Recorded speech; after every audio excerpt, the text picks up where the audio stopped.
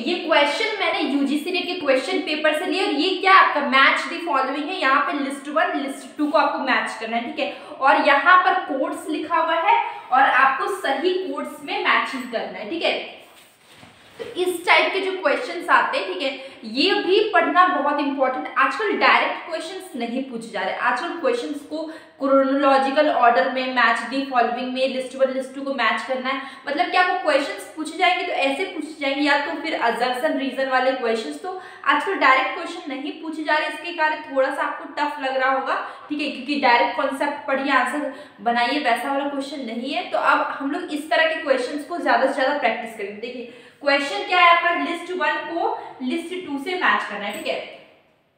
तो सबसे पहला कंज्यूमर सरप्लस, आप यहाँ पे ऐसे लिख लीजिए ए, ठीक है, एग्जाम में आपको आसानी होगा। ए लिखिए, कंज्यूमर सरप्लस किस में आएगा, ठीक है। तो कंज्यूमर सरप्लस आपका वेलफेयर इकोनॉमिक्स में, ए का हो जाएगा आपका 4, ठीक है। उसके बाद हम देख रहे हैं second utility theory. Utility theory किस में आता है, प्रोग्रेसिव टैक्सेशन में। यूटिलिटी थ्योरी आएगा प्रोग्रेसिव टैक्सेशन, ठीक है। बी का हो जाएगा आपका 3, ठीक है। उसके बाद कॉस्ट एनालिसिस की बात करें, कॉस्ट एनालिसिस आपका आएगा सप्लाई डिसीजन में, ठीक है। तो सी की बात करें तो सी आ जाएगा आपका 1 में, सप्लाई डिसीजन। और लास्ट बच गया प्रोडक्ट डिफरेंशिएशन। प्रोडक्ट डिफरेंशिएशन आएगा आपका आर्ट ऑफ एडवर्टाइजिंग, ठीक है। तो डी का हो गया आपका 2।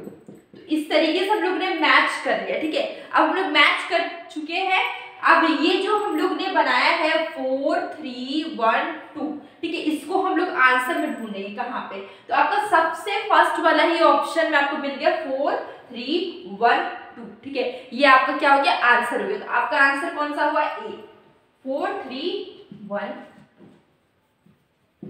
देखिए कंज्यूमर सरप्लस जो भी था, यहाँ पे जितने भी कंज्यूमर सरप्लस था जो कि आपका वेलफेयर इकोनॉमिक्स में है।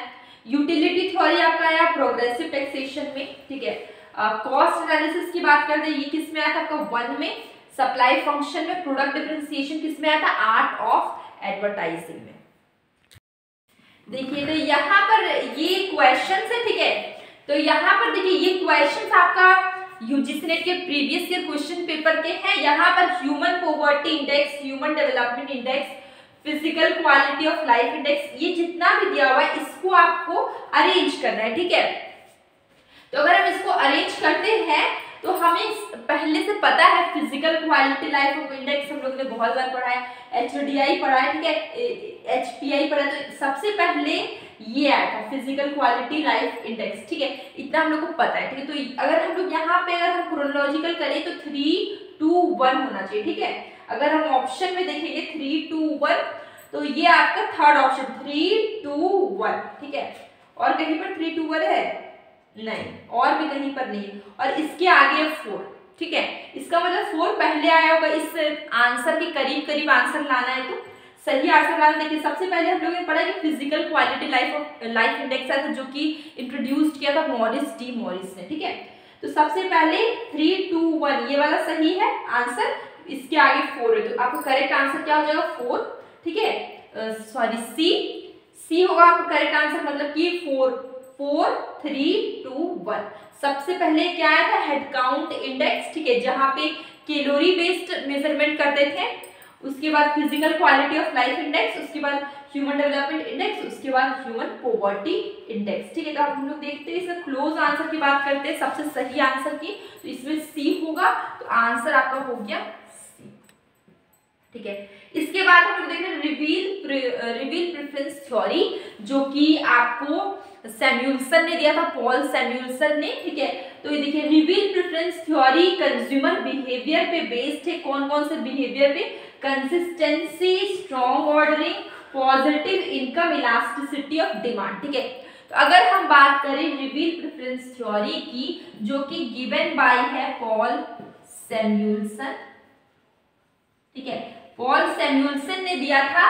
ये थ्योरी बेस्ड है कंसिस्टेंसी की, सही बात है, स्ट्रॉन्ग ऑर्डरिंग सही बात है, positive income elasticity of demand भी होगा इसका आंसर। तो इसका आंसर होना चाहिए डी, इसका आंसर क्या होगा, डी होगा, ऑल ऑफ दी अबव, क्योंकि रिवील प्रेफरेंस थ्योरी में कंज्यूमर का बिहेवियर कुछ इसी तरीके से होता है जो कि यहाँ पे ऑप्शंस में गिव है। तो इसका आंसर हो जाएगा आपका डी। देखिए ये जो क्वेश्चन है मैच दी फॉलोइंग, ठीक है, मैच दी फॉलोइंग में क्या करना है आपको, ग्रुप ए और ग्रुप बी को मैच करना है, ठीक है।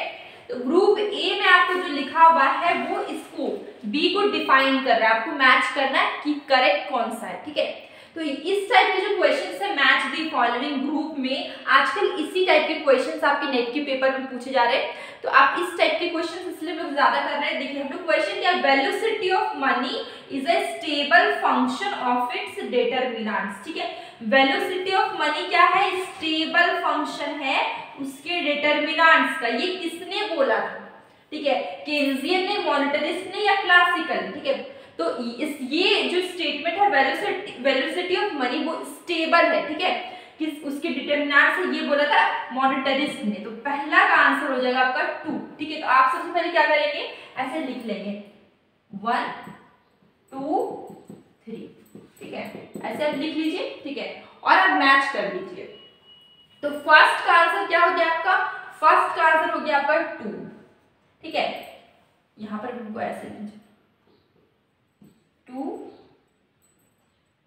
3, ठीक है, 1 2 3 है, ठीक है। इसके बाद हमारा velocity of money is unstable function of its determinant, ठीक है। यहाँ पर स्टेबल फंक्शन था, यहाँ पे क्या है, अनस्टेबल फंक्शन, ठीक है। तो ये किसने बोला, ठीक है, ये unstable function of its determinant की अगर हम बात करें, ये बोला था केन्जियन। ये किसने बोला था, केन्जियन ने बोला था। तो इसका हो जाएगा 2 का हो जाएगा आपका 1, ठीक है। अब लास्ट बचा velocity of money is constant and does not depend on income, ठीक है। तो ये क्या, क्लासिकल, सबसे पहले क्लासिकल आए थे। तो क्लासिकल ने क्या बोला कि वेलोसिटी ऑफ मनी क्या है, कांस्टेंट है।